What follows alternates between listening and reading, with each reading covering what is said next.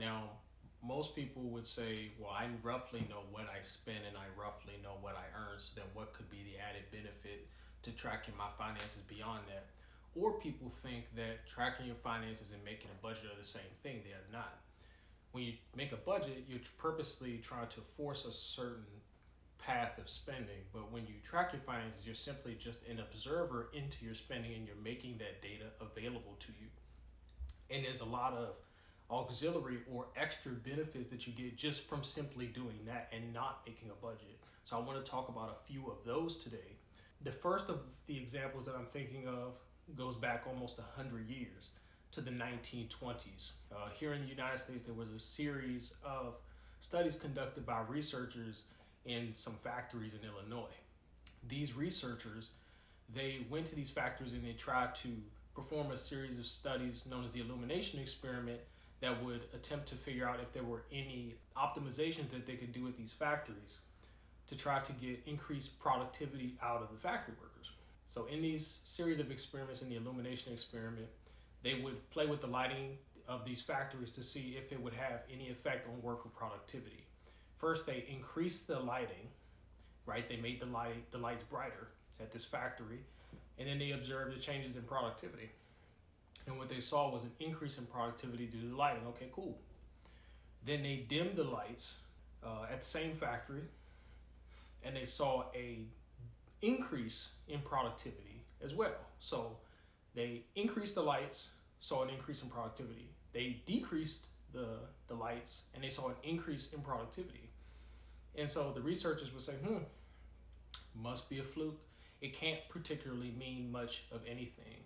And so they stopped this observation. What they observed at the factories, or what they were told by the foremen and the people who worked there, is that the factory productivity went back to normal after they stopped observing this particular factory.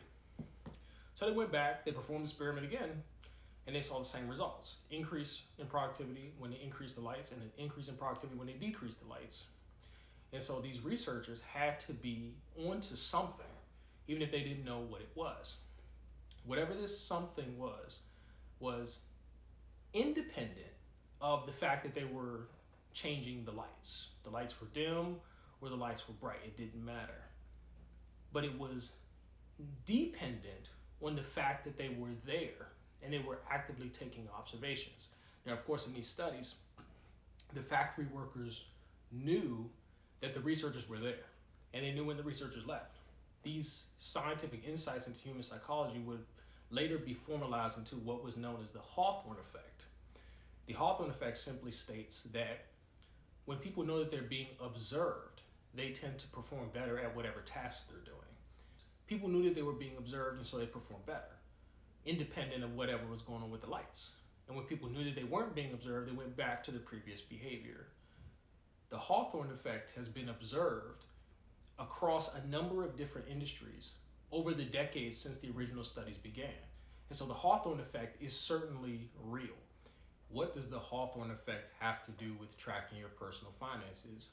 Well, in the original study, there was an external observer, right? The factory workers were being observed by the scientists that came into the factory to observe the process. In the decades since these studies, we've realized that it actually doesn't matter who the observer is, as long as the focus of the study knows that they're being observed. The Hawthorne effect can be seen.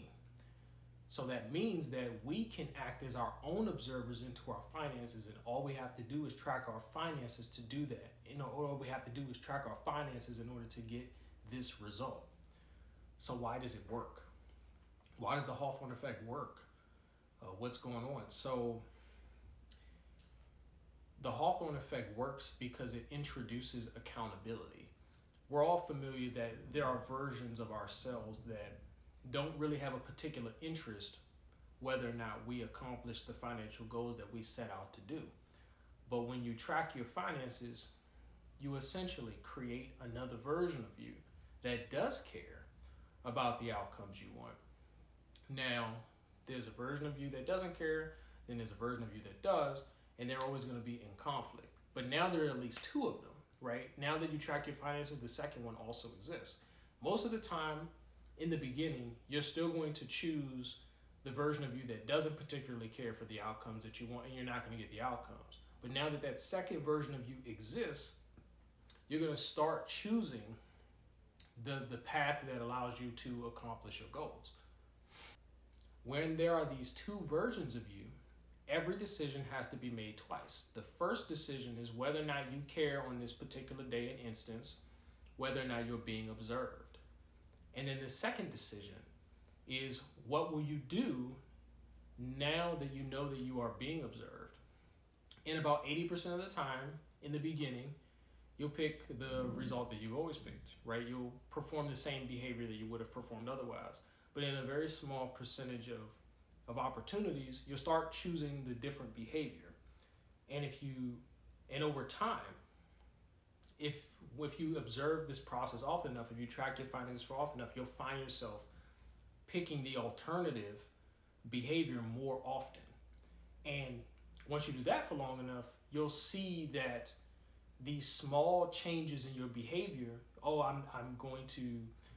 was going to buy this product, but I'm actually not going to, or maybe I'll buy a cheaper alternative, or maybe I truly don't need this and I'm just not going to buy it at all.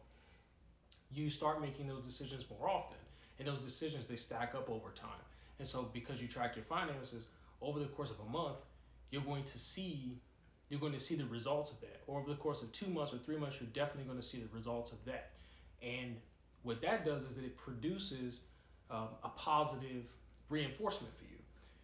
And when you have that positive reinforcement, it encourages you to take more action on purpose towards the outcomes that you want. Now that's a positive momentum that you can get just from simply tracking your finances and being aware that your finances are being tracked in the background. And so this is how we can get the benefits of the Hawthorne effect, simply by tracking our finances and not really doing anything with the data other than knowing that the data is being tracked and being aware of it, and then maybe occasionally looking at that data. So the TLDR is that people perform better at a task when they know that they are being observed at that task, even if the observer is themselves. So let's talk about another benefit of tracking your finances. So tracking your finances, right? The level 1 benefits we've talked about, they're known as the Hawthorne effect, the ability to improve your performance by simply knowing that you're being observed. That's level 1. Level 2 is what we're going to talk about next. In level 2, we're actually going to start using that data. When you use the financial data that you collect to improve your outcomes, this is known as feedback. And so here's my question to you. How often do you get feedback about your finances? So if you're like the person that I described in the beginning, you somewhat know what you earn, you somewhat know what you spend. It's possible that you may not be getting any feedback about your personal finances. And so my second question to you would be, if you're not getting any feedback about how you're doing, then how do you expect to improve? There's this billionaire that I follow online. His name is Ed Milet. He's kind of one of those people with the Midas touch. Everything he touched turns to gold. So an entrepreneur, a speaker, a best-selling author, and he coaches some of the most high-performing people on this planet. And he said something once in a podcast that I think was very profound that I would like to share with you. He said, and I'm paraphrasing, that most people only evaluate their performance once a year at New Year's Eve, right? And this is true, right? So the only time most people think about whether or not they achieve their financial goals is on New Year's Eve, and which is when they make new goals for the following year, right? The problem with that is if you start to veer off course at any point during that year, you don't get that feedback to make changes that will allow you to reach your goal potentially by the end of that year. And if you do at New Year's Eve or New Year's decide that you were not making proper progress towards your goals, you make a correction at the end of that year, and you say, I'm going to do it differently starting from next year. Problem with that is you're not even going to know if that feedback, that change was actually a good one until a whole nother year has passed. So it's not a very efficient way of trying to get feedback about how you're doing. To wrap that one up, I want to talk about a metaphor. Right? In this metaphor, imagine that you're in a car and you're driving along the road and you're going to wherever you're going. Your destination in this case is, let's say, your goal, where you want to end up. And your car is your vehicle for getting to that goal. And all you have to do is drive straight. So if someone is in a car and they're driving straight, they got both hands on the wheel and they want to just kind of stay between the lines. So then my question is, what is the probability of getting to your location if you're not allowed to touch the wheel again after New Year's? Right? You set the wheel on course, you hit the gas and you go, and you never touch the wheel again. What's the probability that you'll actually stay on the road? It's zero. And anybody that's driven a car understands that that's the case, right? When you're driving in the car, you're always making small corrections to try to stay within the lines. You do that every few seconds, let alone once a year. You're almost guaranteed to veer off the road and into the grass, at least out of the lines, if you don't always have that positive feedback. And you tracking your finances and you using that data to make a change is the same as when you veer too far to the left, turning the steering wheel to the right. And the more often you do that, the more rapid that feedback is, the more likely you are to make corrections in time for them to matter at the end of the year, right?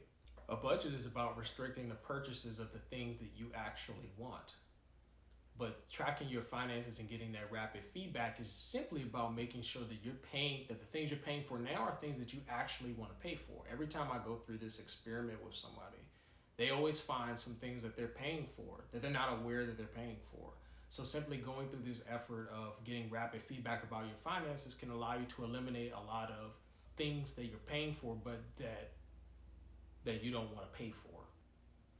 This realization just allows you to cut spending in undesirable areas.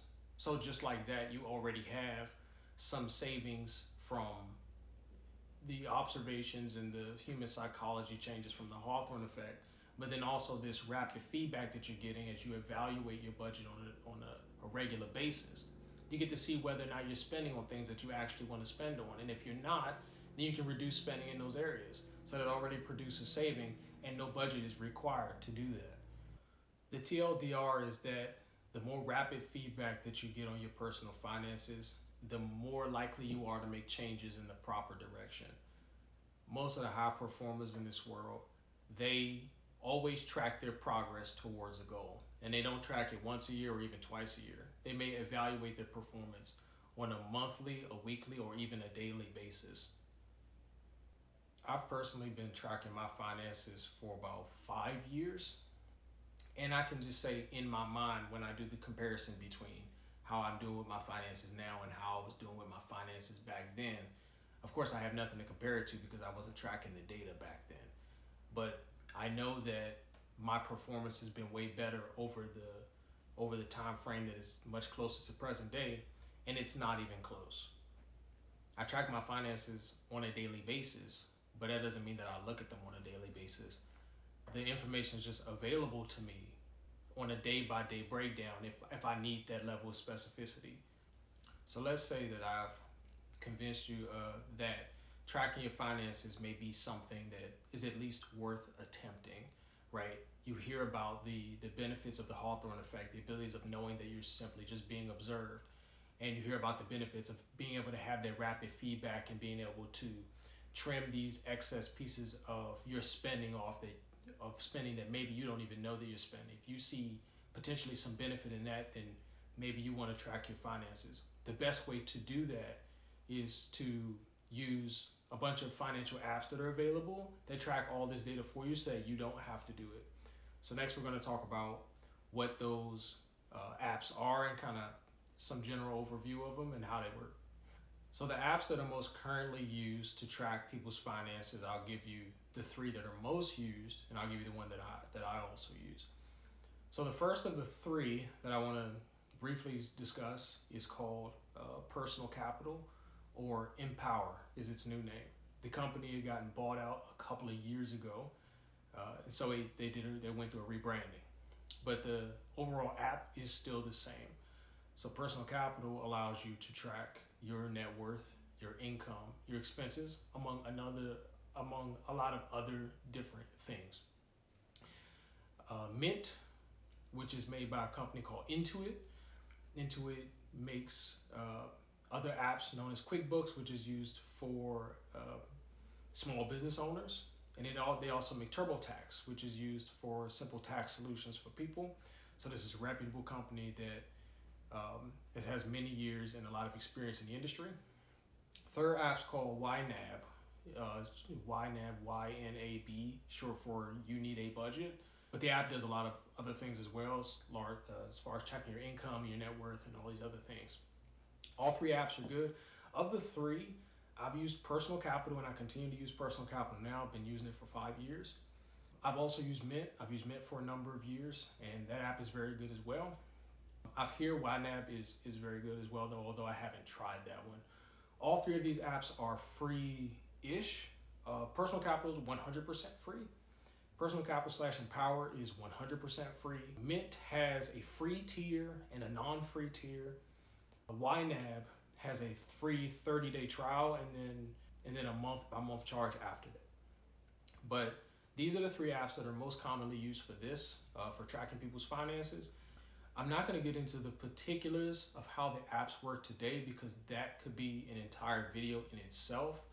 But look into these apps, do some research, look up the reviews, see how people use them, and then see which one you may particularly want to try. When you use these apps, you get access to plots like these that show you your income, your expenses, and your net cash flow. And then it also has like some budgeting features as well. So this is the budgeting features that you would see in Personal Capital. This is kind of how it tracks that data. This is how Mint kind of tracks that data. It breaks it down on itemization basis. So like transaction by transaction, but also category of spending. So it just kind of depends on what you want to do. I'm going to have an entire another video on the breakdown of these apps and how to use them and to compare them for different types of users. So look out for that. But overall, definitely consider the apps. If you're not really an app person or a tech savvy person, you can also use spreadsheets for this. I do know some people who do that. But in my experience, if you're not already using spreadsheets for kind of everyday things, people are not likely to use spreadsheets to do this either. So definitely consider the apps, do some research, and maybe give one or two of them a try. So the last thing I'll say about the apps is the app that I'm using, right, Personal Capital / Empower. They collect all of the financial data for the users that use their app, and they compile it anonymously. And then they do comparisons between their internal group of users and the general population with regards to income and net worth and the overall health of their personal finances. And I think that there's a lot of value that we can kind of extract from that, right? What type of people use these types of apps, right? So I actually have some of that compiled data from Personal Capital that they make public. Of course, it's all anonymous data, so there's no one's names in it, but it's just, averages and means and stuff like that. But we can still gather a lot of information just from looking at that data. So let me read some of that data for you. The median 401k balance for someone in their 20s, right? This is the average American 401k balance for someone in their 20s is $14,000. That same group in their 20s, their average 401k balance is over $32,000. So let's go to the next age group. The median 401k balance for someone in their 30s over the general American population is $36,000. That same group represented on Personal Capital has a median 401k balance of $76,000. Let's go to the age group above that. So the median 401k balance for someone in their 40s, these are our older millennials, is $61,000, right? That's the average American 401k balance for someone in their 40s. That same group as represented on Personal Capital among people in their 40s has a median 401k balance of over $160,000. Last one. These are our Gen X's, people in their 50s. Median 401k balance for general population is $90,000 for that age group. Not bad. The same group represented on personal capital, median balance is over $250,000. So what is happening here? Every age group, the Gen Zs, the young millennials, the older millennials, the Gen X's, and the boomers. I didn't put that data in there, but it's true for the boomers as well. All of them have at least a factor of 2 difference higher in their average 401k balances. Well, why might that be the case? Well, 2 of the reasons are things that we've talked about already. We've talked about the Hawthorne effect and that things that get observed are more likely to be improved. And we also talked about rapid feedback, right? If something is going wrong, you can easily course correct back on the right track very quickly. But there's this third thing that we haven't really discussed yet, and it's a factor of human behavior. And it turns out that people who have assets are more likely to care how those assets are performing, right? That's probably not a surprise. But did you know that the opposite is also true? That people who care are more likely to have assets to care about, right? So you have these 2 things. One is, if I have assets, then I care about how they're performing. And the other one is, if I care, then I'm more likely to have assets to care about. Which of those 2 things are in your control? You can't control whether you have assets, not in the beginning, but you can control whether you care. And if you care today, then you're more likely to have assets that you will care about their performance, and you can kind of move up and on in that way. And so that's kind of what my general advice would be, right? If you care today, then you'll have better finances in the future.